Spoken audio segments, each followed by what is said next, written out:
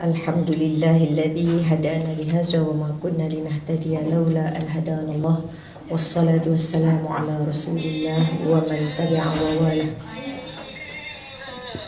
Alhamdulillah, hari ini 5 Sya'ban, bermakna kurang 25 hari lagi kita akan menempuh suatu bulan yang cukup dinanti-nantikan.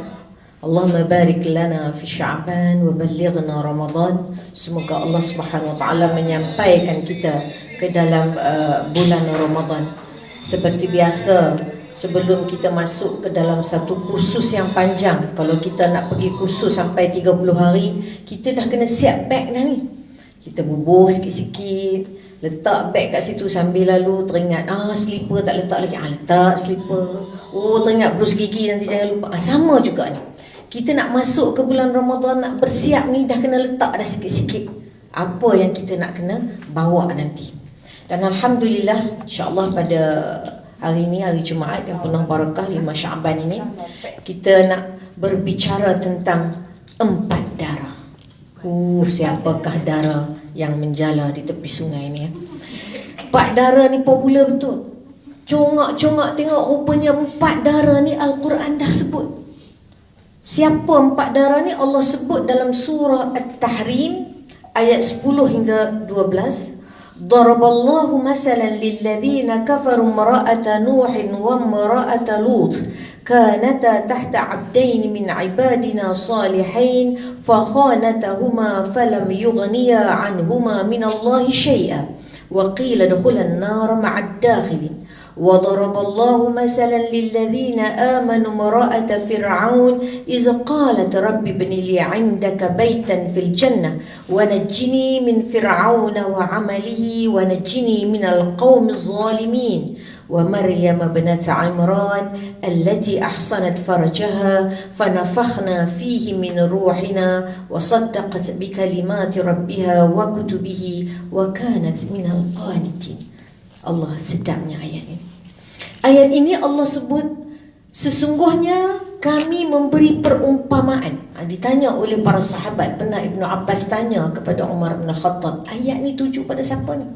Ayat ni tuju pada orang perempuan. Ayat ni ditujukan kepada isteri baginda Rasulullah sallallahu alaihi wasallam. Allah membuat perumpamaan ini pada orang kafir dan kepada orang beriman. Kepada orang kafir, Allah membuat perumpamaan 2 orang dara, iaitulah daranya Nuh alaihi salam dan daranya Lut alaihi salam. Allah buat 2-2. Sekali kita akan jumpa Nabi tambah jadi 4-4. Ya, ini pun 2 campur 2 dah 4. Allah kata, aku buat perumpamaan. Umpamaan ini untuk diteliti oleh orang-orang yang kufur, isteri Nuh dan isteri Lut. Kedua-duanya berada di bawah pengawasan abdain min ibadina salihin. Berada di bawah pengawasan 2 hamba kami yang saleh. Duk satu bumbung, kahwin dengan orang-orang yang hebat. Fakhanatahuma, tapi keduanya mengkhianati. Maka sedikit pun kehadiran orang saleh itu tidak boleh menjadi penyelamat dan jaminan kepada mereka. Wa qila dakhulan nar ma'ad dakhilin. Lalu akhirnya Allah menyebut, masuklah kamu ke dalam neraka bersama-sama orang yang berada di dalam neraka. Allah nak cerita, pertamanya Allah buat perbandingan, setiap kita ni akan terima balasan ikut amalan kita sendiri. Allah kata isteri Nabi pun belum tentu selamat. Kalau isteri Nabi pun tak selamat, isteri pengurusi surau pun belum tentu. Isteri ustaz pun belum tentu. Isteri mufti pun belum tentu. Jangan rasa, saya ni kahwin dengan biu ni, biu laku ni. Jangan, ke-19, ke-20, ke-21 ni, tak tumpang ni. Belum tentu. Kita akan dimasukkan ke dalam syurga ataupun neraka bukan kerana kita sebumbung. Ini pukulan kepada orang kafir dan orang munafik. Walaupun mereka duduk bersama-sama dengan orang Islam, janganlah mereka rasa bahawa mereka itu akan mendapat tempiasan syafaat. Walaupun bersama belum tentu lagi selamat. Dan kita tengok dalam hal ini, isteri-isteri ini macam mana Nabi boleh kahwin dengan isteri tak bagus? Dalam banyak riwayat kata sebenarnya masa kahwin isteri-isteri ini bagus. Tapi kita akan baca sekejap lagi bagaimana mereka ni jadi tak bagus sehingga masuk ke dalam api neraka Allah Ta'ala. Tapi kita tengok yang pentingnya isteri ni walaupun munafik, tapi para Nabi menunjukkan contoh kepada kita tidak pula diceraikan mereka ini. Oh, ini tak berapa nak bagus, saya cerai, saya mimpi pula 6 bulan pandai kahwin yang ni pula, cerai yang ni. Tak, bukan itu sebenarnya proses dalam mendidik dalam rumah tangga. Bagaimana isteri yang munafik pun sejarah cerita, tak diceraikan, tak pernah kecewa untuk berdakwah, sehingga akhirnya kalau tak mau masuk, itu cerita dia dengan Allah Subhanahu Wa Taala. Begitu juga Allah Subhanahu Wa Taala membuat contoh yang kedua pada orang yang beriman, isteri Imra'ati Fir'aun. Dia tak sebut nama kat sini siapa Imra'ati Fir'aun, tapi sejarah menunjukkan bahawa itulah Asiyah binti Muzahim. Ketika dia berdoa, izqalat, dia berdoa, ya Allah, binakanlah aku sebuah mahligai, sebuah rumah di dalam syurgamu, dan berilah kepadaku perlepasan daripada Fir'aun dan kerja-kerjanya yang tidak betul, selamatkanlah aku. Dan begitu juga Maryam. Yang lain semua disebut Imra'ah, isteri Fir'aun, isteri Nuh, isteri Lut. Yang ini disebut nama terus terang Maryam. Wa Maryam was inni samaituha Maryam dalam surah Maryam, sampai diabadikan dalam satu surah pun ada surah Maryam. Ya Allah, hebatnya ya, hebatnya Maryam ni. Nanti kita tengok macam mana hebatnya wanita ini. Ibnata Imran, anak Imran, yang sangat menjaga kehormatan dirinya, lalu kami tiupkan ke dalamnya roh kami. Dia percaya dengan kata-kata Tuhan dan kitabnya, dan dialah wanita yang sangat taat. Pertamanya Allah Subhanahu Wa Taala nak tunjuk kepada kita tentang dara pengkhianat dulu. Kita kena ingat ya, kita baca dalam Al-Quran, kita baca cerita Al-Quran. Al-Quran ni kalau kita boleh bahagi kepada 3 segmen ataupun 3 bahagian, 1/3 semua cerita.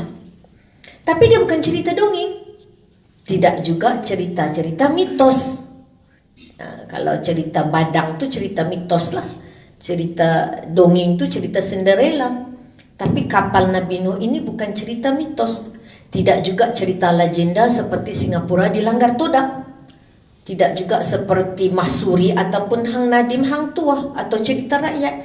Tapi Quran kata laqad kana fi qasasihim ibratun liulil albab. Cerita yang kami bawa dalam Quran ni kamu kena cari kat mana kamu boleh ambil iktibar. Dengar cerita bukan nak seronok saja, tapi kat mana kita nak ambil ni. Sebab sejarah kalau kita tak ambil pelajaran, dia akan hukum, dia akan berulang balik. Maka dalam ayat ini Allah SWT kata, aku nak buat perbandingan. Pertamanya wanita tak bagus. Wanita tak bagus ni kamu kena tengok. Pertamanya adalah isteri Nuh dan isteri Lut. Kita tengok yang pertama, isteri Nuh dan isteri Lut yang jadi tak baik. Sejarah kata mula-mula kahwin baik, tapi kemudian berubah. Kenapa berubah? Fakhanatahuma. The keyword, kunci kata dekat sini yang menjadikan wanita ini tidak baik, khianat. Bagaimana wanita itu dikatakan khianat? Nah, mari kita tengok. Kedua-dua isteri itu dikatakan oleh Al-Quran berkhianat kepada suami masing-masing. Kita tahu bahawa Nabi Nuh daripada lahir sampai diangkat menjadi Nabi umur 40, sampailah hantar taufan, antara Nabi yang paling panjang umurnya, lebih daripada 1000 tahun ya. Tetapi seperti mana sejarah kata, Nabi, isteri-isteri Nabi ni memang awal-awalnya masa berkahwin wanita-wanita yang baik, kerana mana mungkin para Nabi ni memilih wanita yang tidak baik. Tetapi yang mengkhianat ni Nabi Nuh ni pasal isteri Nabi Nuh ni. Kenapa isteri Nabi Nuh dilabelkan sebagai pengkhianat? Bila dia tidak menyokong karier suami dia. Masa mula dia kahwin dengan Nabi Nuh ni, dia tahu Nabi Nuh ni adalah Nabi, adalah pendakwah. Dia kahwin dengan piu lah, kita kata, berkorang lah lagu tu. Dia kahwin dengan pendakwah. Tiba-tiba suaminya bertukar karier. Nabi Nuh diarahkan oleh Allah Subhanahu Wa Taala bertukar karier menjadi jurutera. Allah perintahkan dia untuk membina sebuah kapal di padang Sahara. Isterinya tidak yakin kepada suami. Kalau orang lain tengok tak sebut apa, yang tidur sekatil, tidur sebantal ni boleh sebut. Aku rasa Nuh ni gila lah. Dia yang sebut pada orang. Ini cerita Quran. Dia yang melabelkan suaminya sebagai gila ke? Buat kapal di tengah padang pasir, tak ada air, tak ada apa, nak belayar ke mana? Dalam Quran diceritakan bagaimana cukup telitinya Nabi Nuh ini ketika dia wayasna, dia kata dibuat kapal ni sungguh-sungguh sebab Allah Ta'ala wahyukan kepada sebuah kapal yang elok. Maklumlah taufan dan badai yang besar. Kalau kapal kecil-kecil anak pakai tenggelamlah semua. Tapi ketika suaminya bertukar kerjaya, kerjaya berubah, dia terkejut dengan kerjaya suaminya yang berubah daripada seorang pendakwah menjadi seorang jurutera yang tidak pernah masuk ke mana-mana universiti, tapi menerima wahyu daripada Allah untuk menebang pokok, membuat bahtera sehebat-hebatnya ini. Dia tak boleh terima, sehingga akhirnya dia sendiri melabelkan Nabi ini sebagai gila. Celaan inilah bagaimana dia sendiri ditimpa oleh azab kerana dia kata gila. Bukan setakat itu saja, dia bercerita pula dekat orang lain. Kata, aku rasa macam Nuh ni apa nak betul dah ni. Sepatutnya dia meyakinkan kepada orang-orang yang suaminya berdakwah tu tadi, kamu yakinlah, asalkan ini perintah daripada Allah Subhanahu Wa Taala, tidak ada yang boleh dipertikaikan. Mari kita sama-sama yakin. Ini peranan isterinya. Tak cukup takat dia melabelkan suaminya gila, dia sendiri bercerita dekat orang gila, dia mempengaruhi anak-anaknya. Antaranya ialah yang disebut dalam sejarah Kan'an, anak dia ni, sampai yang Nabi panggil suruh naik, ya bunayyar kam ma'ana, mari naik. Anak tak mau naik, tak apa, biar mati tenggelam, tak apa lagi, punya ego. Nak cerita dekat sini, apabila isteri tidak menyokong karier suami, kita dilabelkan sebagai pengkhianat. Tengok macam mana dilabelkan isteri Nabi Nuh ni tadi, bila dia tidak mahu menyokong, tapi menyokong maksudnya menyokong ke arah apa yang Allah Subhanahu Wa Taala wahyukan. Yang kedua, isteri Lut, wa mar'at Lut. Siapa isteri Lut? Isteri Lut ini dalam sejarah kata dia cukup baik. Orangnya baik. Perempuan datang, tanya macam mana rumah, semua bersyukur apa yang ada. Tapi zaman Nabi Lut ni, dia ada satu perangai pelik ni. Orang laki-laki dia tak boleh tengok orang laki-laki handsome, gantang, dia jadi macam dia punya apa orang kata semangat tu, dia berkendan dekat laki-laki lebih daripada orang perempuan. Itu perangai. Sebab tu Quran kata tadi, saya kata laqad kana fi qasasihim, cerita ni cerita betul, bukan cerita mitos. Lepas kita dengar cerita, kalau kita rasa tak puas hati, kalau lepas ni PKP dah selesai nak pergi melawat pun, pergilah tengok di Jordan masih ada. Di antara Palestin pun masih ada yang dikatakan Madam Lut. Isteri Lut berdiri menjadi patung ketika disumpah, wallahu alam benar ataupun tidak. Sampai orang masih lagi mencari kapal-kapal Lut, terjumpa serpihan kapal dia, orang cari lagi pokok untuk buat tasbih dan sebagainya. Kerana ini cerita benar, bukan cerita dongeng. Kita dengar cerita tak puas hati, kita boleh pergi tengok lagi untuk meyakinkan kita betapa benarnya. Kerana cerita Al-Quran ini cerita benar, tasdir, cerita benar, bukan cerita reka-reka haban sedap yang jadi halwa telinga. Isteri Lut ni asalnya dia memang baik. Sampailah dia berkawan dengan seorang perempuan yang rajin duk tanya dia, okey ke dekat rumah ni Nabi Lut? Okey, Alhamdulillah, dekat rezeki. Kau ni isteri pendakwah ni, takkanlah macam ni grade engkau. Tak apa, saya bersyukur aja apa yang ada. Tak mana Abang Lut bagi tu kira okey dah lah, lebih kurang lah begitunya ya. Sampai dia kata macam ni je lah, kalau kau boleh cerita apa Lut bawa siapa kat rumah, aku bagi engkau emas, satu sebuku emas. Di situ mula tertarik dia. Suami dia hanya diminta membuka rahsia rumah tangga, maka Allah labelkan sebagai pengkhianat. Fakhanatahuma. Pertama, kalau kita tidak menyokong karier suami, itu pengkhianat. Kedua, kalau kita tidak menyimpan rahsia rumah tangga, kita juga adalah pengkhianat. Awas ya. Pengkhianat macam mana? Dia cuma diminta nak cerita Siapa datang ke rumah dia? Sebab Nabi Lut, dia tahu perangai kaum dia. Sebab itu bila ada lelaki-lelaki yang elok, Nabi Lut sembunyi dalam rumah ni, takut kaum dia tengok. Sehinggalah Allah Subhanahu Wa Taala menghantar malaikat berjumpa dengan anak Nabi Lut, tanya di mana Nabi Lut. Anak dia lari balik ke rumah, puteri dia ni. Dia kata, ayah, ada 2-3 orang datang ni, handsome, elok-elok dekat sungai Sodom. Sungai itu pun nama Sodom. Kita boleh cari lagi. Ya? Dia kata, handsome ni ayah, nak buat macam mana? Nabi kata, cepat bawa ke sini, kita sembunyi sebelum daripada orang kampung tahu. Nanti dia datang serbu ni susah cerita.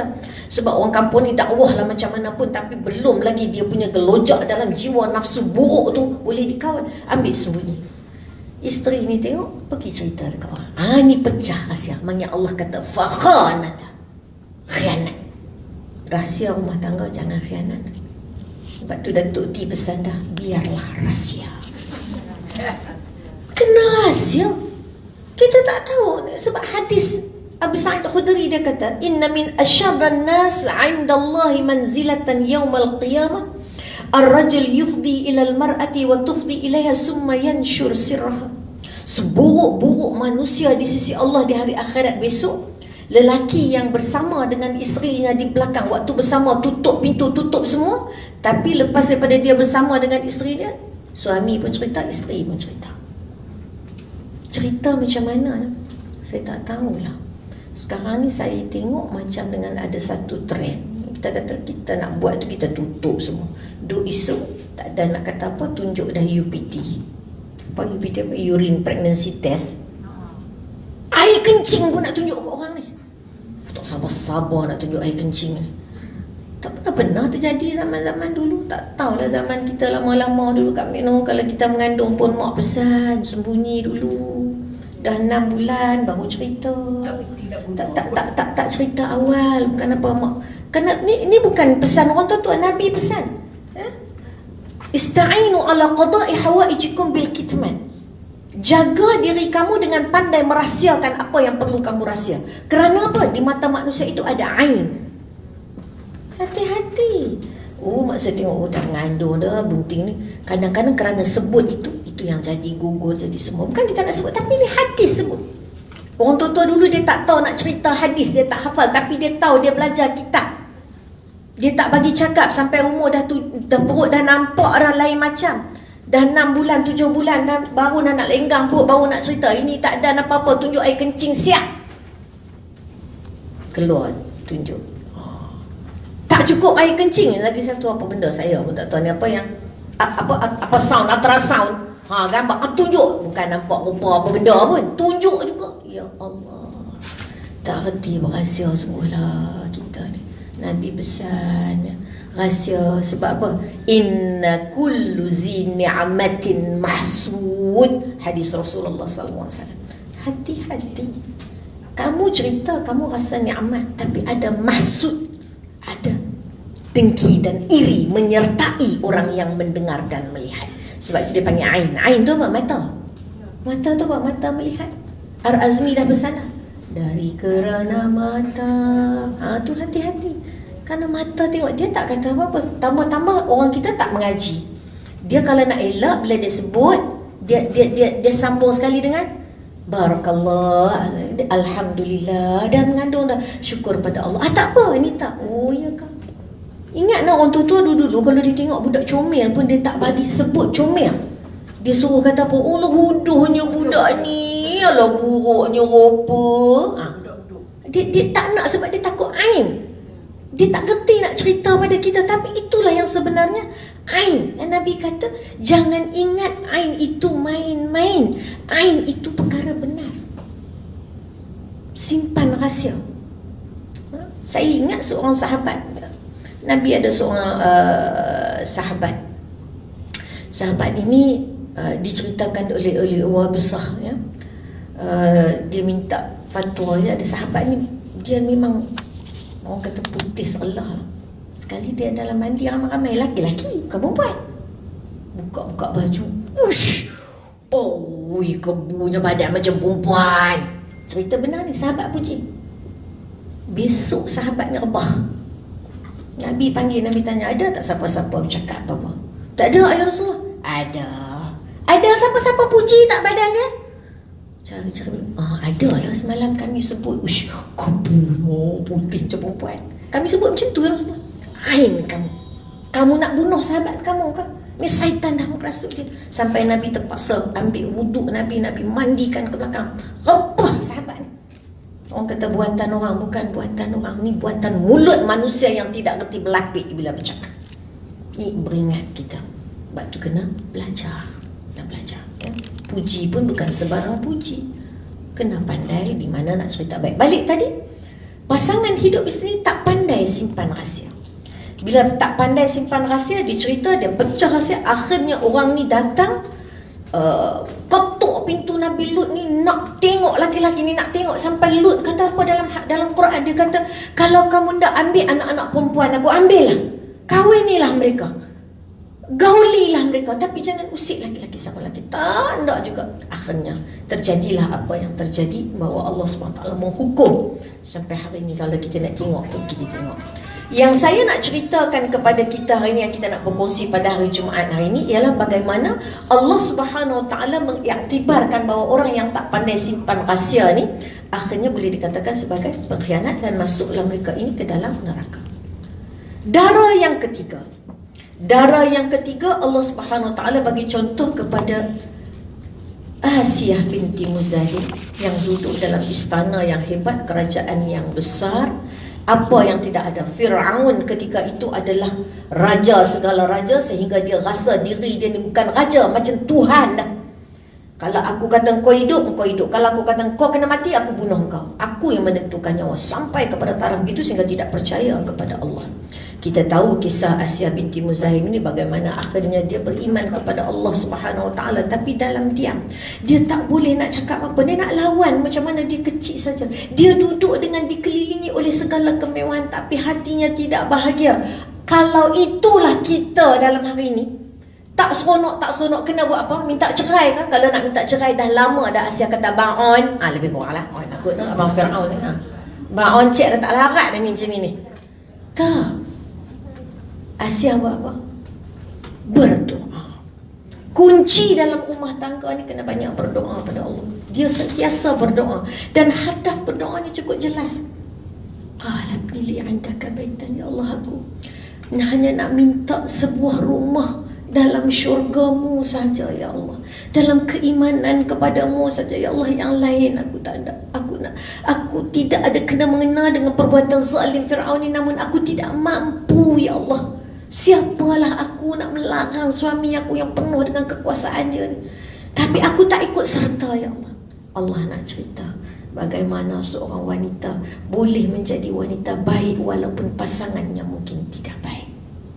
Atas kita, bukan atas orang sebelah kita, bukan atas pasangan kita, bukan atas siapa mak bapak kita, bukan atas siapa, atas diri kita.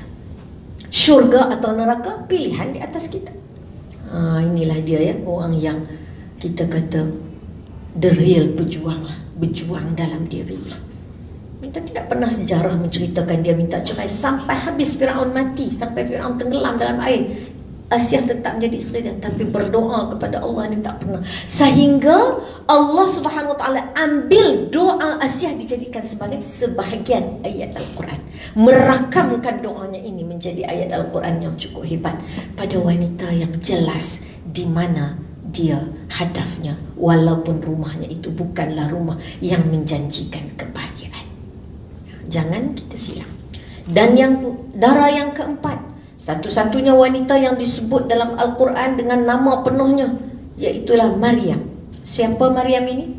Allati ahsanat farjaha, cukup menjaga kehormatannya. Kita tahu Sayyidatina Maryam ini mak dia niat lain, dia jadi lain. Saya ingat kita dah pernah sentuh dah dulu dalam cerita Maryam, jadi kita tak perlu ulang balik.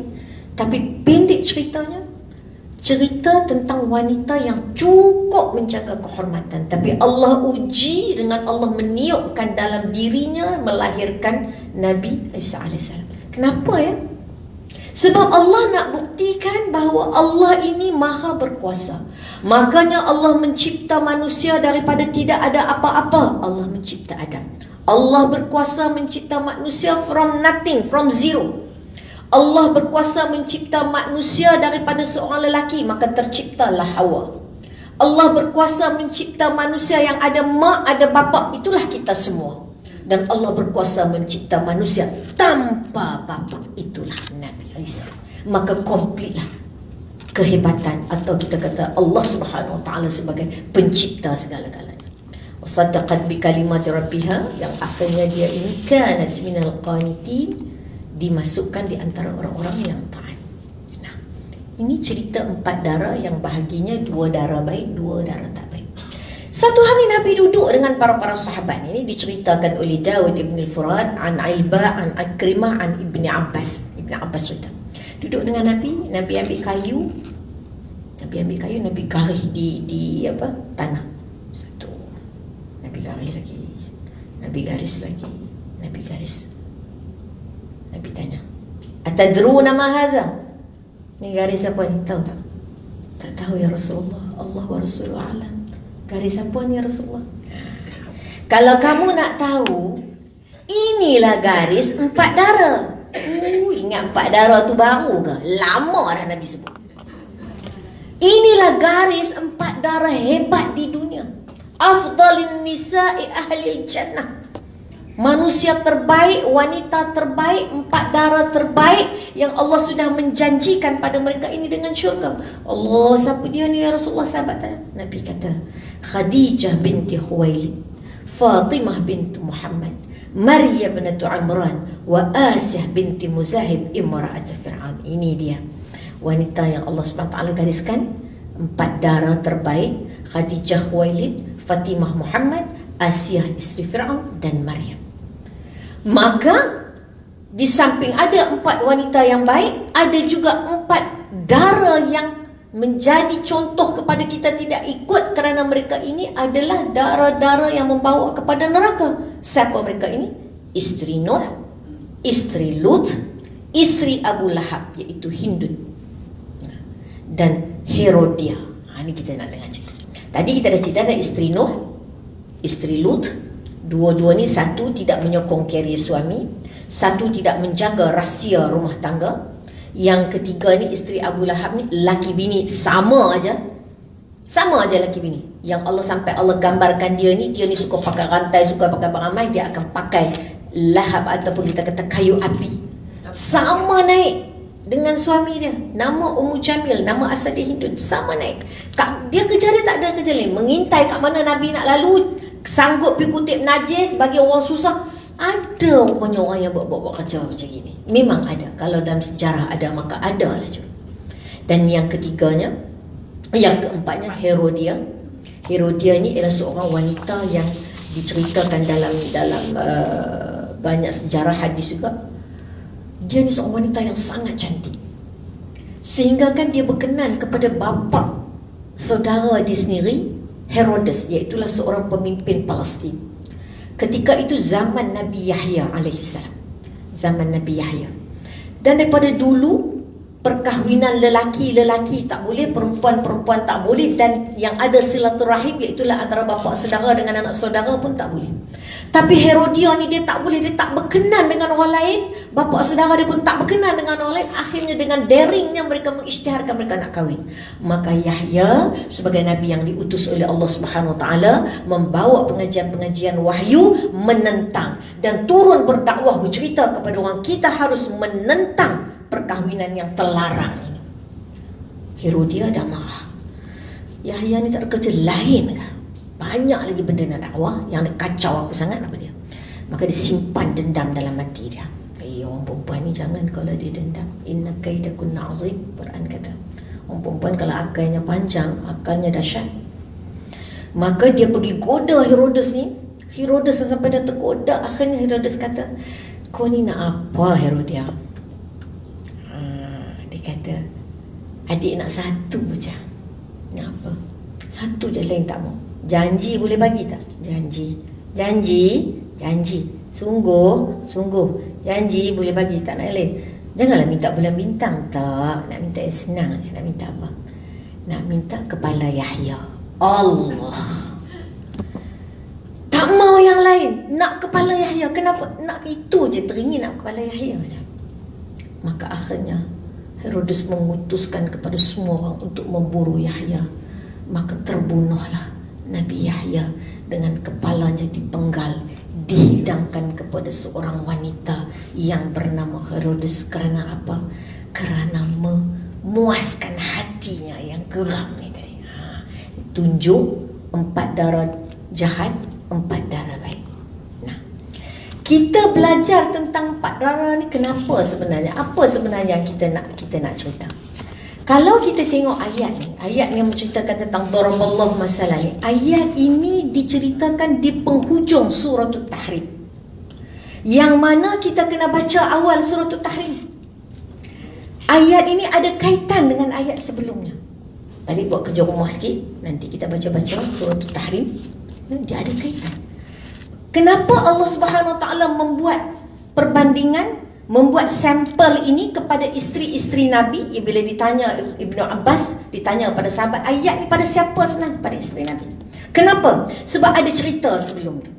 Ceritanya daripada awal suratul Tahrim menceritakan bagaimana Nabi menguruskan kehidupan rumah tangga dengan kerenah isteri dia. Sehingga kan ayat ini menegur, ya ayyuhan nabiyyu lima tuharrimu ma ahallallahu laka tabtaghi mardata azwajika wallahu ghafurur rahim. Wahai Nabi, kenapa ya sayang bini ni sampai sanggup mengharamkan benda yang Allah Ta'ala halal? Cerita dia apa? Cerita dia Nabi ni ada isteri-isteri. Kita tahu bahawa isteri-isteri Nabi ni semuanya ada 11 orang. 2 meninggal, tinggal 9. Isteri pertama Khadijah, Nabi kahwin janda berumur 55 tahun ketika Nabi berumur 40 tahun. Khadijah meninggal di usia 67 tahun. Ketika itu Nabi 52 tahun. Dan Nabi tak pernah berkahwin dengan sesiapa pun ketika dengan Khadijah. Selepas Nabi berumur 52 tahun lah baru Nabi mula berkahwin. Dalam umur 52 tahun Nabi berkahwin dengan yang pertama, isterinya Saudah atau Saudah, ya. Janda juga, tapi kerana suaminya meninggal ketika hijrah Habasyah, sebagai menghargai, Nabi kahwini dia.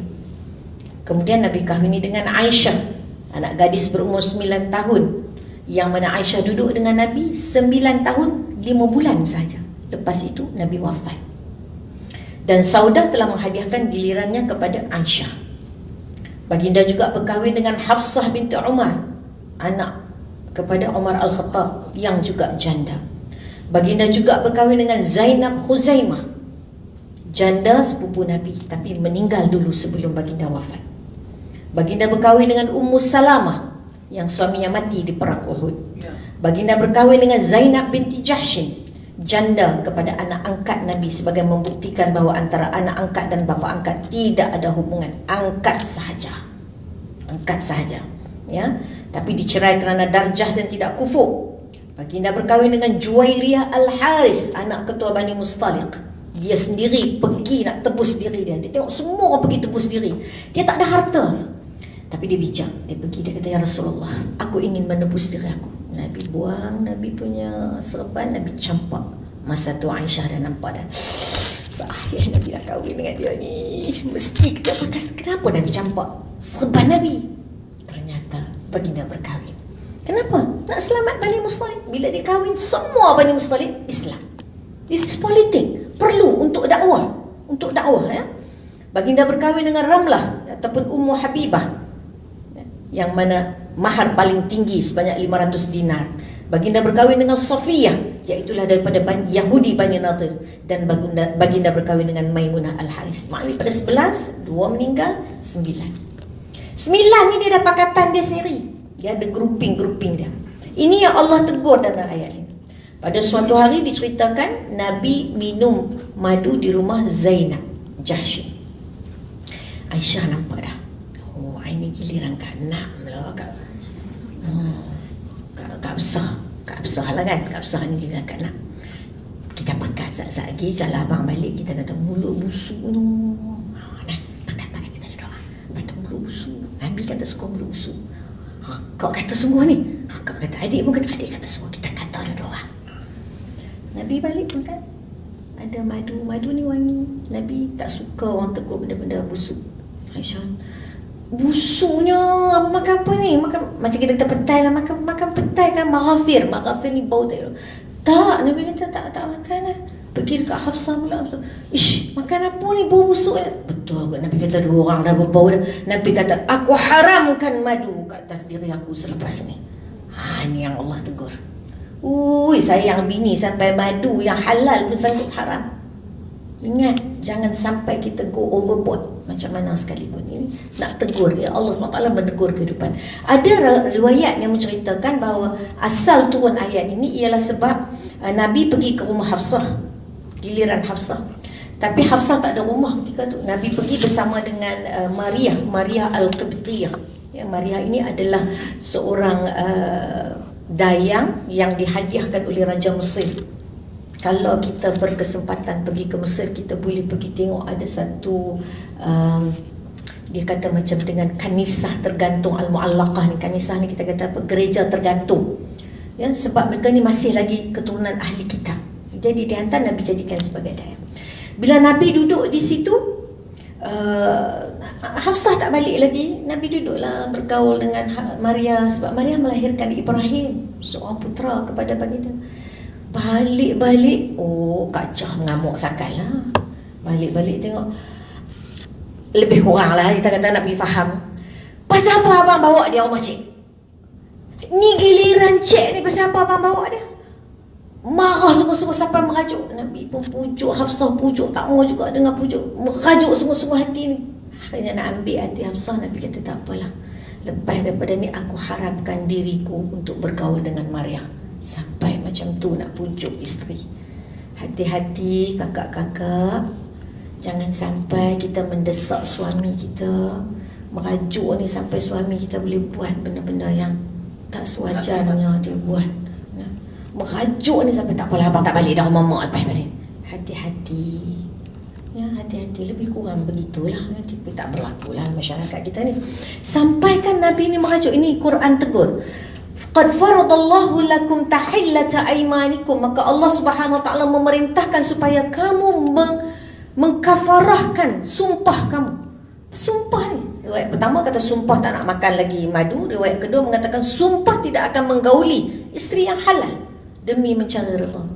Wa iz asarra an-nabiyyu ila ba'd azwaji, ketika Nabi cerita dekat isterinya rahsia, isteri pecah rahsia. Ini yang Allah kait di penghujung ayat, jangan buka rahsia.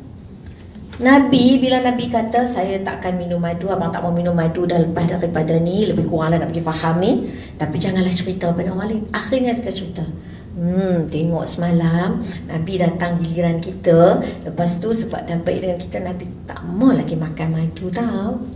Sebab Nabi sayang kita. Nak cerita sayang, tapi Nabi dah kata jangan pecah rahsia. Ini pecah rahsia. Sebab itu di penghujung ayat ni Allah membuat perumpamaan kepada isteri yang pecah rahsia. Kita dalam rumah tangga ni ada rahsia suami isteri. Kalau suami cerita pada kita rahsia, rahsialah dia. Kalau isteri cerita pada suami sebagai rahsia, rahsiakanlah. Belajarlah merahsiakan perkara itu daripada orang lain. Sebab ini Allah tegur. Allah kata waktu kamu menceritakan rahsia kamu, lalu diceritakan balik pada orang lain, in tatuba, ketika itu hendaklah kamu bertaubat. Jadi dekat sini cerita ni panjang, perempuan boleh baca balik ya. Kemudian sampailah kepada peringkat Nabi merajuk sampai sebulan Nabi tak balik. Nabi duduk seorang-seorang. Nabi tak tahu dah macam mana, aku ni silap dekat mana. Allah tak turunkan wahyu lagi. In tatuba, jika keduanya bertaubat. Ini yang sahabat tanya, siapa dia keduanya bertaubat? Ayat ini ditujukan kepada Hafsah dan juga Aisyah, supaya bertaubat. Kalau kita dah pecah rahsia kita dalam rumah tangga, kita kena bertaubat. Sampai akhirnya sudah menjadi satu cerita yang kata orang viral lah dekat Madinah ketika tu. Kenapa Nabi tak balik ni? Nabi dah cerai ke isteri dia. Ya. Umar pergi masuk dalam pekan pun dengar orang cakap, kenapa ni? Kenapa ni ada orang nak serang Madinah ke? Tak, lebih teruk daripada kena serang lagi. Kenapa? Nabi cerai bini dia. Biar betul. Umar lari pergi cari Nabi. Umar ketuk nak jumpa Nabi. Ada budak yang jaga Nabi. Dia sekejap saya tanya Nabi. Masuk, Nabi tak mau jumpa. Umar dah resah. Pergi bolak balik. Bagi tahu Rasulullah saya nak jumpa. Sekejap ya. Masuk. Nabi tak mau jumpa. Allah, Nabi dah cerai semua dengan isterinya. Akhirnya Umar minta kali ketiga, ya silakan masuk tuan Nabi. Umar lari masuk. Umar kata, ya Rasulullah, sudahkah engkau menceraikan isteri-isterimu? Nabi diam, golek kepala. Allah. Tapi Umar yang kita kata, orang laki-laki ni dia kena ada kawan. Seperti mana baginda Rasulullah ada kawan yang boleh berkongsi masalah. Jangan pergi tempat-tempat yang tak betul. Jangan cari kawan perempuan. Cari kawan laki-laki. Cari kawan perempuan rosak. Jadi bila Umar datang, Umar kata, ya Rasulullah, Hafsah pasal apa jadi macam ni ya Rasulullah? Tak apa kalau kau nak ya Rasulullah. Memang orang perempuan dekat Madinah ni macam ni. Kita di Mekah tak macam tu ya Rasulullah. Kita di Mekah perempuan-perempuan ni dengar cakap kita, isteri-isteri takut pada kita. Tapi ya Rasulullah, kita sampai kat Madinah ni bukan isteri tak takut kat kita ni. Jadi macam mana ya Rasulullah? Isteri tak takut pada kita ke? Kita tak takut isteri tak tahu. Nabi tergelak. Nabi tergelak. Nabi dengar Umar dah gelak, Nabi tergelak. Umar tengok Nabi senyum, Allah rasa macam relief sikit. Umar kata, ya Rasulullah, apa yang terjadi ni? Maka baginda pun berceritalah, ya Rasulullah, biarlah saya yang menegur anaknya. Akhirnya Nabi pun bersenyum. Nabi berpatah balik, lalu turunlah ayat ini yang menegur isteri-isteri Nabi supaya bertaubat. Kalau kamu diceraikan, Allah menggantikan isteri yang baik. Siapa isteri yang baik? Ayat ni kata muslimat, yang beriman, yang berislam, yang Islamnya bagus, mukminat, yang imannya bagus, qanitat, yang taat, taibat, suka bertaubat, abidat, banyak beribadat, saihat. Saihat ini maknanya dia bertafakur dalam diri, dia tenggelam dalam dirinya. Saih ni kalau kita tengok dia kata travelers. Saihat ni makna ayat ni makna kita sentiasa duk berfikir macam mana nak jadikan diri kita lebih baik. Kita sentiasa kata orang muhasabah diri kita. Ni saihat. Sayyibatin wa abkar. Baik janda, baik anak dara. Ini Allah tegur. Wahai orang yang beriman, qu anfusakum, jaga kamu, jaga isteri kamu. Janganlah kamu jadikan anak dan isteri kamu ini sebagai bahan-bahan bakar dalam api neraka. Kerana sesungguhnya menjaga neraka itu adalah malaikat-malaikat yang keras. Ini ayat ni contoh. Sampailah di penghujung ayat ini, Allah menutup dengan ayat daraballahu masalan yang kita baca tentang 4 dara yang menjadi contoh. Perempuan, para pendengar kuliah yang saya kasih sekalian, kita tengok dekat sini ya. Bagaimana ayat 1 Allah menegur, ayat kedua Allah minta bebaskan sumpah, ayat ketiga Allah ulang tentang rahsia rumah tangga. Dan betapa dalam rumah tangga ni banyak kena bertaubat. Dan betapa Allah SWT suruh kita jaga isteri-isteri kita. Dan Allah ulang lagi ayat ke-8 ini tentang bertaubat. Penutup kuliah saya nak cerita tentang beberapa perkara. Dalam mengejar keredaan Allah dan keredaan manusia, kita berada di persimpangan. Kadang-kadang suami ni nak ambil hati isteri sangat, isteri nak ambil hati suami sangat. Kita lari daripada landasan sebenar. Betulkan hidup kita ini mencari keredaan Allah. Kalau kita dah tahu kita duduk dalam keredaan Allah, kita tidak akan tersasar. Kedua yang kita dapat ambil yang tiba daripada 4 dara hari ini, kalau seorang suami itu sayang pada isteri dia, kadang-kadang dia boleh sampai tahap terlepas hukum Allah boleh sampai. Dan yang ketiga, kita tengok bahawa wanita dan kasih sayang tak pernah ada kepuasan. Apa yang berlaku dalam rumah tangga Rasulullah SAW ialah kerana mengejar cinta Nabi. Dia tak pernah puas. Kerana wanita tidak pernah puas, maka suami-suami kena faham, kena selalu mengucapkan kata-kata sayang dan cinta pada isteri. Sebab itu tabiat dia. Yang keempat, orang perempuan ni memang boleh berpakat, tapi tak boleh pernah tahan rahsia. Kena ingat. I cerita kat you seorang, kata you lah orang pertama I cerita. Tapi jangan cerita ke orang lain ni. Memang confirm lepas tu orang lain tahu. Yang kelima, apabila berlaku krisis rumah tangga, pastikan kita ada sahabat untuk kita berkongsi cerita yang boleh memberi nasihat yang baik. Yang keenam, jagalah rumah tangga kita ni, jaga isteri daripada api neraka, kerana itu merupakan tanggungjawab suami selaku ketua keluarga. Dan yang ketujuh, rumah tangga yang ideal bukan rumah tangga yang tak ada masalah. Jangan terkesima dengan ayat they marry and live happily ever after. Tak ada istilahnya tu. Kebahagiaan bukan tak ada konflik. Tak, kebahagiaan ialah bila konflik itu diselesaikan menurut cara Islam. Jangan silap. Tak pernah bergaduh. Ingat happy ke tak pernah bergaduh? Boring life. Bergaduh tapi diselesaikan konflik itu cara Islam. Kerana rumah tangga Rasulullah SAW sendiri, idealnya Allah nak tunjuk bukan tak ada konflik, bukan tak ada cemburu, bukan tak ada kata mengata. Ada. Bukan tak ada kadang-kadang isteri naikkan suara pada suami, isteri salihah tu bukanlah sampai tak boleh kata apa, tunduk luku kepala pun diam. Tak. Pernah Umar balik-balik isteri dia melawan dia. Pandai melawan ni Umar tu. Belajar kat siapa? Alah, abang tu cakap isteri Nabi pun lawan. Siapa cakap? Tu pergi tanya Hafsah, pergi tanya Aisyah. Terkejut Umar.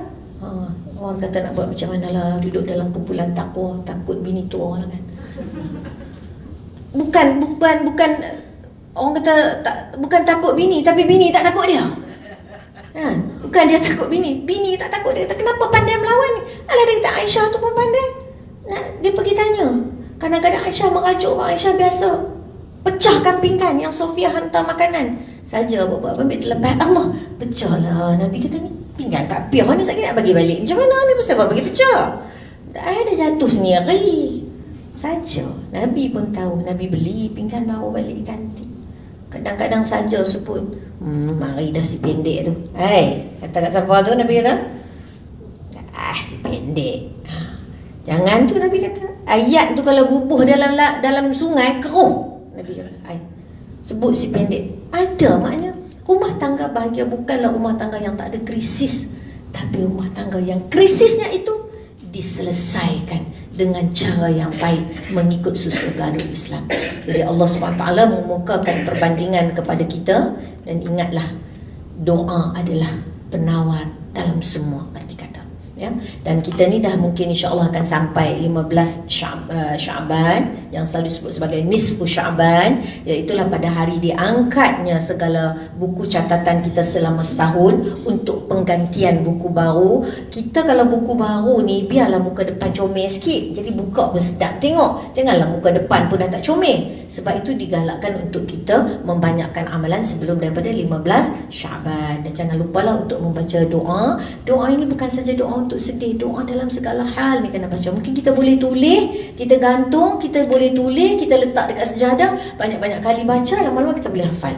Allahumma inni abduka wa ibnu abdika wa ibnu amatika nasiyati biyadika madin fiyya hukmuka adlun fiyya qada'uka as'aluka bikulli ismin huwa laka sammaita bihi nafsaka aw anzaltahu fi kitabika aw 'allamtahu ahadan min khalqika aw ista'sarta bihi fi 'ilmil ghaibi 'indaka an taj'ala al-Qur'ana rabi'a qalbi wa nura sadri wa jala'a huzni wa zahaba hammi. Boleh tulis, boleh tengok, senang saja doa ni. Ya Allah, akulah hamba-Mu, anak hamba-Mu, anak hamba perempuan. Pasal apa kita kena mengaku kita hamba? Kita tak ada daya. Kalau Allah dah tentu ujian tu pada kita, marilah. Kita tak ada daya. The moment kita declare, kita terima, kita accept kita ni hamba nah, bukan siapa-siapa. Hamba Allah saja. Anak pada hamba perempuan. Nasiyati biyadika. Ubun-ubunku di tanganmu ya Allah. Aku tak ada kuasa. Madin fiyya hukmika. Apa yang engkau hukum pada aku tak mampu melawan. Adlun fiyya qada'ika. Tapi yang pasti engkau akan adil dalam sebarang hukum. Maka aku mohon kepadamu dengan segala nama-Mu yang baik, dengan segala apa yang kau telah turunkan dalam kitab-Mu, jadikanlah Quran ini rabi'a qalbi, sejuk dalam hatiku, nur sadri, cahaya dalam dadaku, jala'a huzni, kalau ku sedih ni jadi hilang, zahaba hammi, pelenyap keresahanku. Amalkan doa ini, insya-Allah segala kesedihan itu akan berlalu dan merasa mudah dalam menghadapi kesedihan. Yang penting hidup bukan tak sedih, tapi sedih itu menjadi laluan mendapat pahala Allah dan menjadi cara untuk kita selesaikannya mengikut kepada apa yang ditentukan oleh Allah Subhanahu Wa Taala. Alhamdulillah, moga Allah Subhanahu Wa Taala merahmati kita semua. Dalam 50 minit kita bersama-sama, marilah sama-sama kita bersyukur Allah SWT panjangkan umur kita untuk terus menjalankan amal-amal kebajikan. Dan kita tutuplah kuliah kita ini dengan tasbih kafarah dan suratul asri. Subhanakallahumma wa bihamdika nashhadu an la ilaha illa anta nastaghfiruka wa natubu ilaik. Bismillahirrahmanirrahim. Wal asri innal insana lafi khusr illa alladhina amanu wa 'amilus solihati wa tawassaw bil haqqi wa tawassaw.